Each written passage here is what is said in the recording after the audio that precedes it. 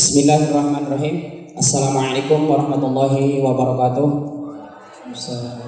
Bapak Haji Abdul yang saya hormati, saya ingin bertanya tentang yang mungkin udah viral ya di Facebook ataupun di WA, tapi karena itu mungkin sering terjadi juga.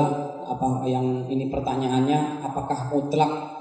Karena itu sering terjadi Pak Haji kalau dari sini tentang kulit kambing yang dijual sama panitia. Kalau yang di tempat yang lain yang saya tahu emang ada yang dicukur bisa itu kan, kemudian dijadikan kikil ya. Itu mungkin bisa dimakan. Tapi kalau daerah kita ya panitia yang tidak bisa mencukur, hanya diseset, itu jarang sekali ada yang meminta misalnya ini buat saya aja ya. Ataupun kalau misalnya ada panitia 10 diminta sama satu orang, itu mungkin juga akan menimbulkan kurang bagus lah istilahnya.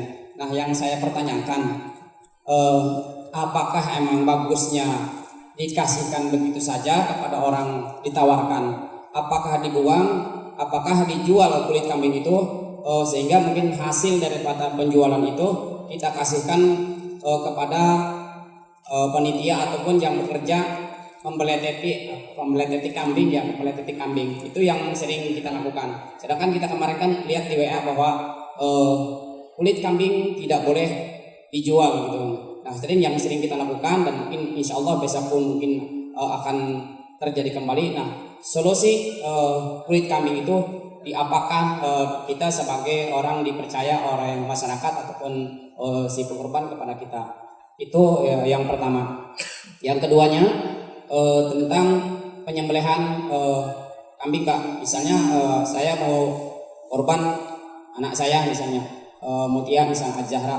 Sedangkan korban itu kita serahkan misalnya ke pesantren ataupun ke yayasan.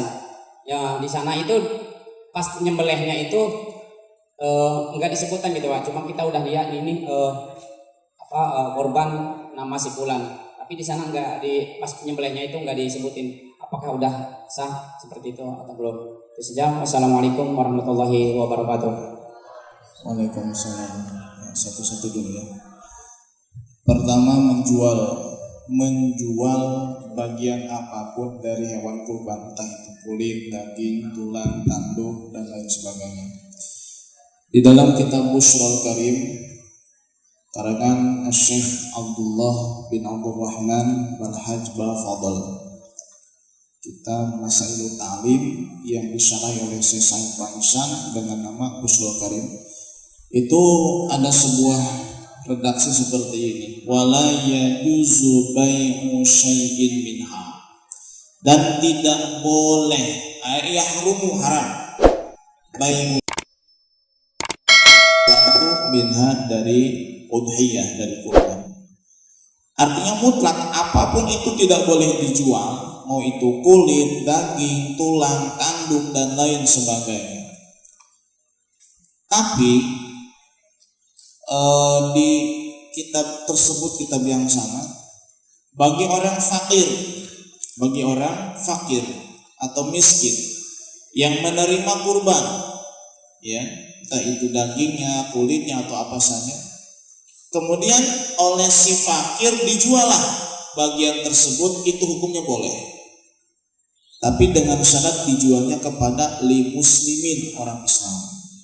Jadi yang boleh menjual itu adalah fakir atau miskin, menjual bagian dia dari kurban yang telah dia terima. Itu pun harus kepada muslim.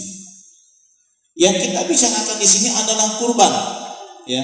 Awas, karena nanti di bulan di tanggal 10 atau hari tasyrik itu ada yang kurban, ada yang sodakoh, tapi namanya kurban, padahal bukan kurban.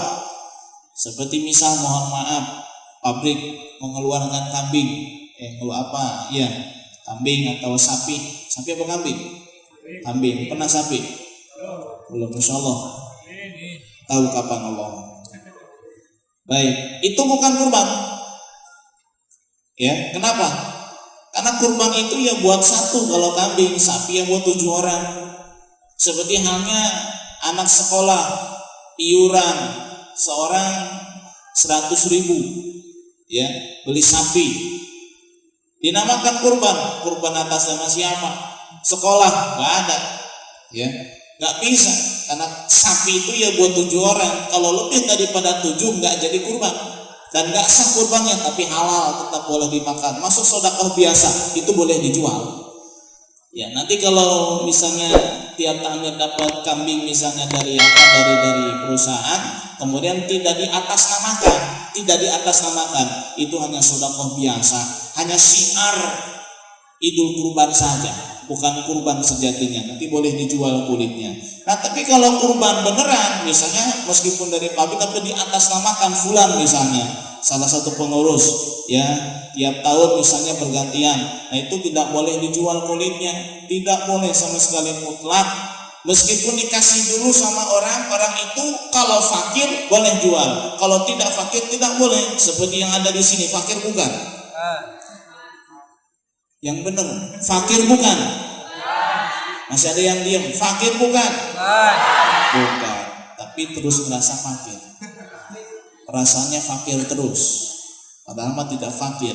Nanti kalau antum menerima hewan kurban, daging ataupun kulit, meskipun kebanyakan tidak boleh dijual, boleh dikasih lagi sama yang lain ataupun disedekahkan kepada yang lain, silakan, tidak boleh dijual.